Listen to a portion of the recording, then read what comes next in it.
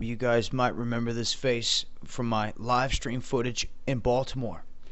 This is Kevin Moore, and in all rights, he was a frontline soldier that stood right there with me at 10:01 when we were being screamed at, told to go inside our homes. It was curfew time. We have to obey, and if we didn't, we were going to get pepper sprayed and, assaulted. And that's exactly what happened to us. And I knew from Jump Street when I ran into him that he was one of the real cats down there. And because of that, he got that Anon mask that's on his head. Had a lot of people asking for that mask when I was down there. But he earned it because he is a trooper. He is a true rider. He is the real. You see, this man himself has just fell victim to the system, all because he filmed the whole Freddie Gray thing. He, along with others, but his footage, crucial. And what happens? If you guys were watching some of my footage I put out there, he explained his situation and what went down. But you see, what they have done is basically gone after him, stopped him in his tracks, pulled him into the jail cell, questioned him, tried to say that they were going to do this and do that, hit him with all these charges, and then put charges of terrorism, inciting a riot on his head, but then release him because fortunately he had attention. And as people are awake and they're seeing these things and they start talking about it and lashing out, and that gets louder and louder, well, that has an effect. And that's the point I'm trying to make here. These other guys that are just other protesters in the eyes of everyone else, guys like Chad Jackson, Tony White, they went to court on the 3rd and they found out the hard way that these other protesters, their charges are going to stick. And they have all these fees, and Kevin has all these fees that they're hitting him with. Even though they dropped the terrorism and inciting a riot charge, they hit him with those.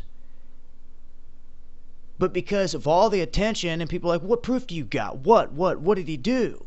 There was nothing. He didn't do nothing but film it and show the world and then stand in the streets representing.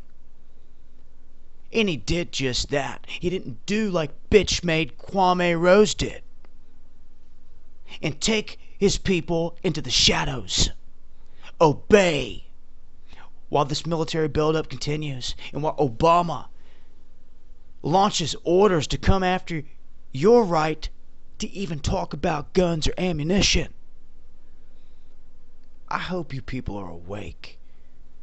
You see what's happening around you, this buildup, this attack on your freedom. And it's not to freak no one out, it's the truth. Maybe some of you need a good smack in the face, a dose of reality before it's too late.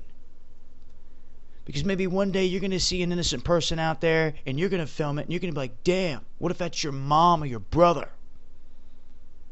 And you think the whole world has a right to know, which they do. And then they want to call you a terrorist? Say you're inciting a riot? Huh. This could be any one of you in the future. Or you can shell up, clam up, and run.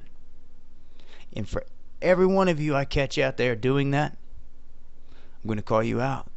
And I promise you, these streets will consume you if you don't stand with the righteous.